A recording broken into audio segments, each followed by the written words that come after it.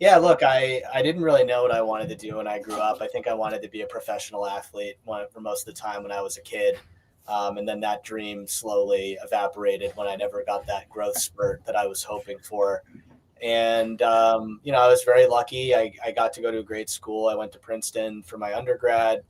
But I think I was different than a lot of the kids I went to school with because I think a lot of the kids at Princeton they came out of the womb knowing that they wanted to do a certain thing, be a doctor or a lawyer. And I mean, I guess I did too. It just wasn't something that was going to work. Right. So I think a lot of the kids there had a plan. They were going to go work in Wall Street or consulting or go to law school or medical school. I didn't really know what I wanted to do. And I looked at a lot of different things. I looked at teaching, I looked at jobs in sports. I'd worked for the Boston Red Sox in high school and a little bit of college and stuff like that. So I had a little bit, of interest in that. But I remember what I saw. There was a tech startup in Boston. This company actually I worked for a few years, and it ended up being acquired for several $100 million many years later after I had left. But the job description said, "The harder you work, the more money you'll make." And I remember when I read that line, I got really excited. And it wasn't actually just the money. I mean, let's be honest. We all want to make money. Anyone who tells you that they don't care about money or they don't value it's just lying to you.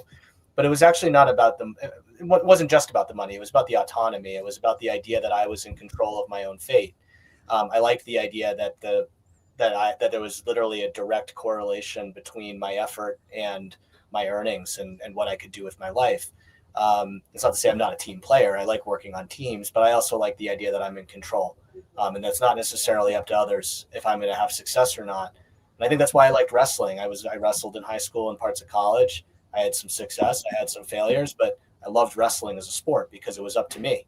If you sucked at it, you sucked. You could be a bad player on a good team and still win.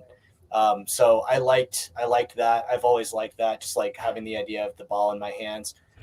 So that's how I got into sales, and the rest is history.